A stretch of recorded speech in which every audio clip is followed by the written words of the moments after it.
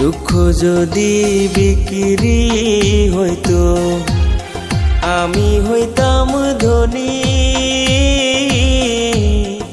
আমার কাছে আছে সই গো দুঃখ নামের খনি, সই গো দুঃখ নামের খনি।